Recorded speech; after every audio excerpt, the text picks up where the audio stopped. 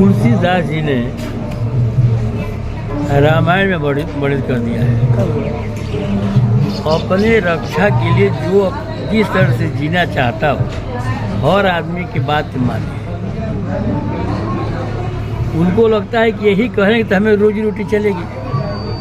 तो तुलसीदास जी भी लिख दिए हैं, ये भी जो हो नाती मोरा और करहूँ तो बेगी दास में तोरा। उनको भी रोजी रोटी चलानी है। वो कोई ब्रह्मचारी नहीं ना है, कोई सन्यासी नहीं है। आप हिंदुस्तान के इतिहास को देखिए, आसाराम जी के कितने फॉलोअर रहे हैं, आज कहाँ पड़े हुए हैं। इनका भी यही दशा होगा। कुछ दिन बाद ये मन से भाषण नहीं देंगे, जेल के शिकंजों के पीछे होंगे। बलिया सपा सांसद सनातन पांडे ने बागेश्वर धाम के पीठाधीश्वर पंडित धीरेन्द्र शास्त्री को लेकर बड़ा बयान दिया है।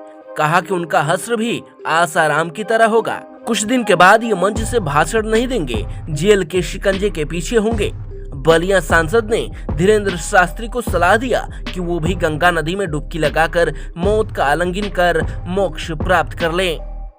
जी हां, सपा सांसद सनातन पांडे सपा के राष्ट्रीय सचिव औलेश सिंह के आवास पर आयोजित एक पारिवारिक समारोह में पहुंचे थे। इस दौरान मीडिया से बातचीत में धीरेन्द्र शास्त्री के प्रयागराज में भगदड़ के बाद मौत के मामले से जुड़े बयान पर प्रतिक्रिया व्यक्त करते हुए सपा सांसद ने कहा कि यह कलयुग है। कलयुग में जीने का रास्ता हमारे पूर्वज तुलसीदास जी ने रामायण में वर्णित कर दिया है। उन्हें रोजी रोटी चलानी है, इसलिए कुछ भी बोल रहे हैं। वह ब्रह्मचारी नहीं है, सन्यासी नहीं है। हिंदू धर्म के इतिहास को देखिए, आसाराम जी के कितने फॉलोअर रहे हैं, आज कहाँ पड़े हुए हैं। इनका भी यही दशा होगा। सुनिए सपा सांसद सनातन पांडे ने क्या कहा। एमपी साहब,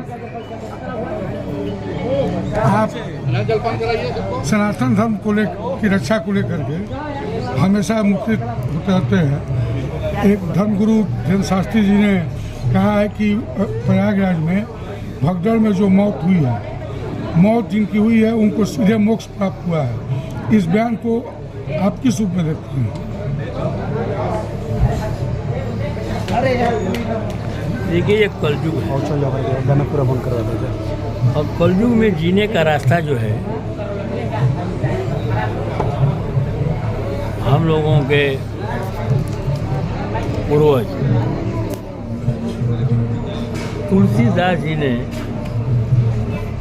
रामायण में वर्णित कर दिया है। अपने रक्षा के लिए जो जिस तरह से जीना चाहता हो हर आदमी की बात माने। उनको लगता है कि यही कहेंगे तो हमें रोजी रोटी चलेगी। तो तुलसीदास जी भी लिख दिए हैं, ये भी जो हो नाती मोरा और करहूँ तो बेगी दास में तोरा। उनको भी रोजी रोटी चलानी है। वो कोई ब्रह्मचारी नहीं ना है, कोई सन्यासी नहीं है। आप हिंदुस्तान के इतिहास को देखिए, आसाराम जी के कितने फॉलोअर रहे हैं, आज कहाँ पड़े हुए हैं।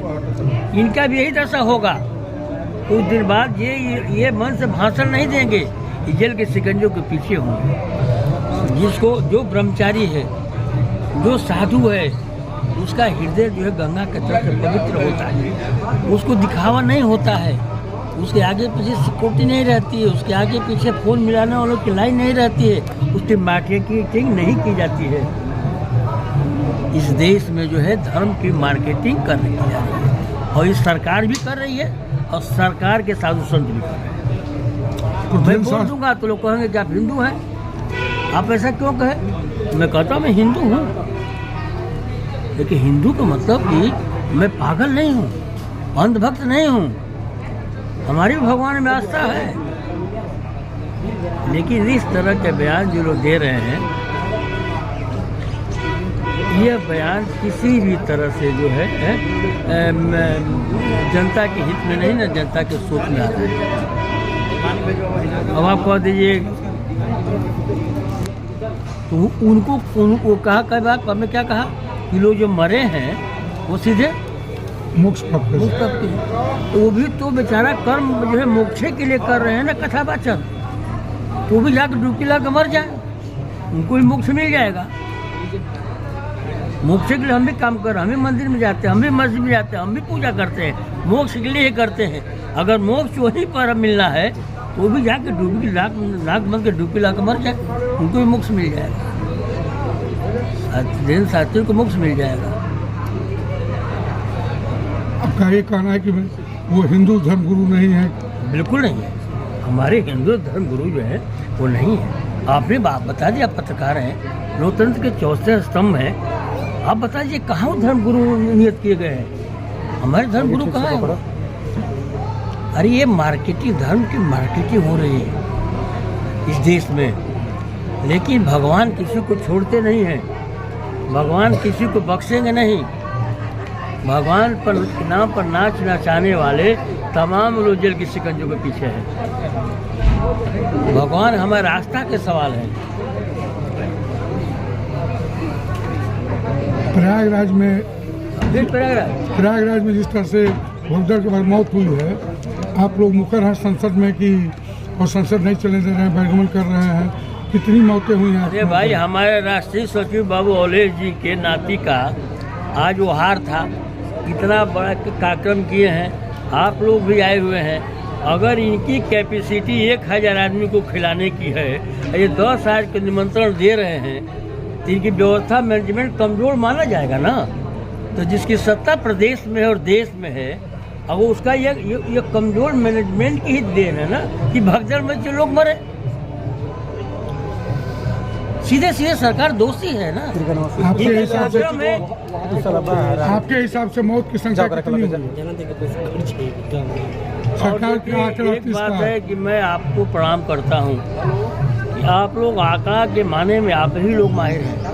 आप लोग 1 मिनट में गिन के बता देते हैं कि 1.5 करोड़ श्रद्धालुओं ने स्नान कर दिया। अब मरने वालों को 24 घंटे बाद बताते हैं कि 30 मरे 30 घायल हैं।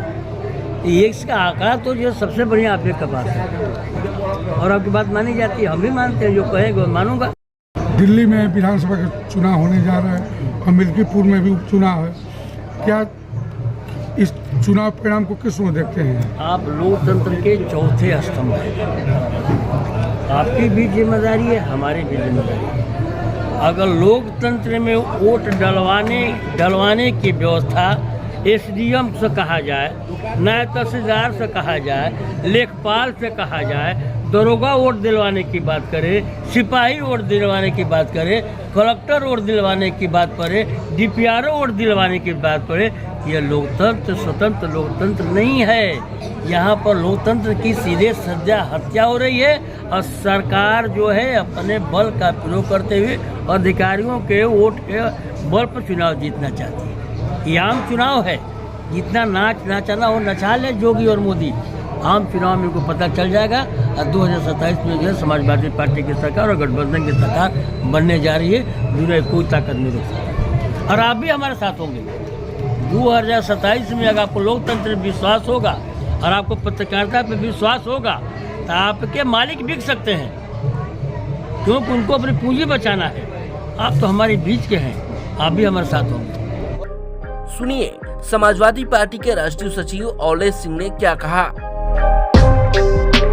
भाई, अभी तक मौत का सरकार ने आकलन नहीं दिया है। लाशों की अंबार लगी हुई है, 5-6 जगहों पे भगदड़ मचा हुआ है, जो कि मीडिया के साथी और जनता बता रही है।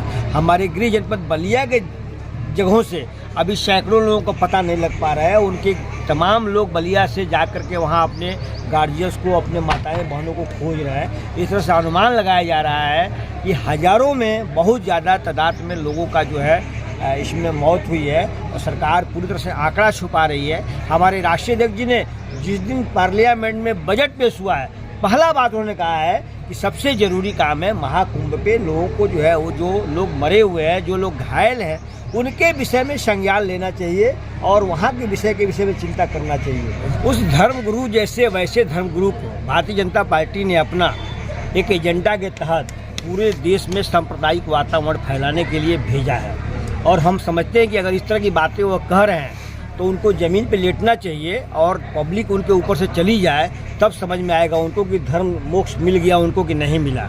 आम पब्लिक जो देखा जाए, आम पब्लिक मरी जा रही है और पब्लिक के विषय में ऐसे धर्मगुरु जो इस तरह की टिप्पणी करते हैं, बहुत ही घोर निंदनीय है। ऐसे लोगों को सरकार के तुरंत सरकार को कड़ी से कार्रवाई करके इनको जो है दंडित करना चाहिए। ऐसे धर्मगुरुओं पर रोक लगाना चाहिए।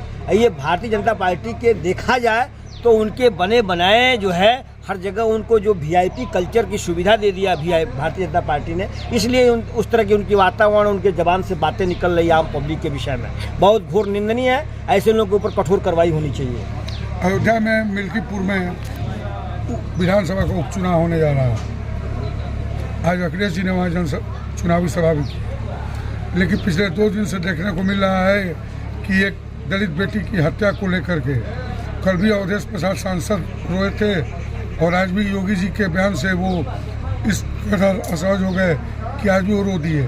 आखिर में आपको, आपके सांसद को चुनाव जीतने के लिए आंसू बहाने की नौबत क्यों आनी पड़ी? नहीं, देखिए, मेरे सांसद वहाँ के जनता के और दलितों के मसीहा हैं। जिस जनता को, यहाँ की सम्मानित अयोध्या और मिल्कीपुर की जनता ने हमारे सांसद अवधेश प्रसाद जी को 9 बार विधायक बनाया और मंत्री बनाया, और जो भारतीय जनता पार्टी अपने आप को 400 सीट की सपना देख रही थी, उस अयोध्या जैसी सीट पे हमारे अवधेश प्रसाद सांसद जी की भारी मतों से जीत हुई थी। इसलिए अवधेश प्रसाद जी का जो आंसू बह रहा है वो जनता की आंसू है, और माताएं बहनें का जो आशीर्वाद उनको मिला है। योगी जी जैसे व्यक्ति, उत्तर प्रदेश के मुख्यमंत्री को जैसे आदमी को इस तरह की टिप्पणी नहीं करना चाहिए मेरे सांसद के ऊपर, और ये बहुत ही घोर निंदनीय है। वहीं बीजेपी के कुछ नेता, बीजेपी के विधायक और नेताओं का आरोप है कि जब पिछले दिनों एक दलित बेटी की हत्या हुई थी तो उस समय सांसद महोदय चुप्पी साधे हुए थे और सपा के जो आरोपी पदाधिकारी थे उनको लेकर के मौन साधे हुए थे। बीजेपी वाले तो ऐसे ही अफवाह फैलाते हैं, उनका काम ही अफवाह फैलाना। इसके पहले भी अफवाह फैलाए थे, आज भी अफवाह फैला रहे हैं। बीजेपी के बातों पे हम मीडिया के भाइयों से कहेंगे कि आप लोग ध्यान न दिया जाए, जो जनता के लिए जो सही बात है वो चीज़ बताना चाहिए। हम जहाँ तक समझते हैं, एक जो हिंदुस्तान के राजनीति में जैसे बड़े चेहरे हैं, हमारे सांसद में जो टिप्पणी किए हैं और जो उन्होंने वक्तव्य दिया है, इसकी जनता अभी आज हमारे राष्ट्रीय अध्यक्ष जी गए, यही नहीं, हमारे राष्ट्रीय अध्यक्ष जी के समाजवादी पार्टी के चुनाव से इतनी घबराहट हो गई है, और भीड़ को देखते हुए अभी डिम्पल जी गई थी, उनके ऊपर फर्जी जो है केस चलाए हैं, बहुत घोर निंदनीय है। दूसरी बात, हमारे जो प्रत्याशी का होर्डिंग पोस्टर बैनर लगे हुए हैं, जो चुनाव आचार संहिता में उसको खर्चे में आप जोड़ सकते हैं, उसको वहाँ का सरकार और प्रशासन जबरदस्ती हटा रहा है, यह भी घोर निंदनीय है। फिर भी वहाँ की जनता मिल्कीपुर की जवाब देगी और भारी मतों से चुनाव हमारे प्रत्याशी अजीत प्रसाद जी को जिताएगी। आज हमारे राष्ट्रीय अध्यक्ष जी को पता लगा है कि जहाँ पे कार्यक्रम होना था, जिस रास्ते से उनका काफिला जाना था, उस रास्ते में ट्रैफिक को डाइवर्ट कर रहा है प्रशासन। बताइए, यह सरकार की कितनी बड़ी साजिश है किसी भी तरह से, लेकिन ऊपर वाले के लाठी में आवाज़ नहीं होती है। भारतीय जनता पार्टी का टाइम पूरा हो चुका है, अब वो पतन के रास्ते पे 400 का सपना देखते देखते 200 के आसपास चली आई है, इस बार साफ होने वाली है। यूपी 60 न्यूज के लिए बलिया से अमित कुमार की रिपोर्ट।